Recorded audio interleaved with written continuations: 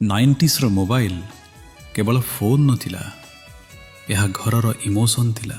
ଲାଗୁଥିଲା ଯେମିତି ଏହି ନିର୍ଜୀବ ବସ୍ତୁଟି ଜୀବନ୍ତ ଆଉ ଘରର ଗୋଟେ ନୂଆ ସଦସ୍ୟ। ନେଟୱାର୍କ କେବେ ଠିକ୍ ସେ ଆସୁନଥିଲା, କେବେ ଛାତ ଉପରେ, କେବେ ବାଲକୋନି କୋଣରେ ସିଗ୍ନାଲ ଖୋଜୁଥିଲେ। ମିସ୍ଡ କଲ୍, ଏହା ପୁରା ମେସେଜ ଥିଲା, ମୁଁ ପହଞ୍ଚିଗଲି, କଲ୍ କର, ମୁଁ ତୁମକୁ ମିସ୍ କରୁଛି। 160 କ୍ୟାରେକ୍ଟରର ମେସେଜ ବହୁତ ଛୋଟ ଥିଲା, କିନ୍ତୁ ସେଇଥିରେ ବହୁତ ଫିଲିଙ୍ଗସ୍ ସେୟାର କରିପାରୁଥିଲେ। କାହାର କଲ୍ ପାଇଁ ଘଣ୍ଟା ଘଣ୍ଟା ଅପେକ୍ଷା କରିବା, ବୋର୍ ହେଲେ କଷ୍ଟମର କେୟାରକୁ କଲ୍ କରି ଟାଇମ୍ ପାସ୍ କରିବା। ଏହି ଭିତରେ ଆସିଗଲା ରିଲାଏନ୍ସ ଟୁ ରିଲାଏନ୍ସ, ରାତିରେ ଅନଲିମିଟେଡ୍ ଫ୍ରି କଲ୍ସ। କ'ଣ ଥିଲା ସେ ରାତି? ଫେଭରେଟ୍ ଟାଇମ୍ ପାସ୍ ଥିଲା, ମୋବାଇଲର ରିଙ୍ଗଟୋନ୍ ବଜେଇବା ଆଉ ସାପ ଖେଳ।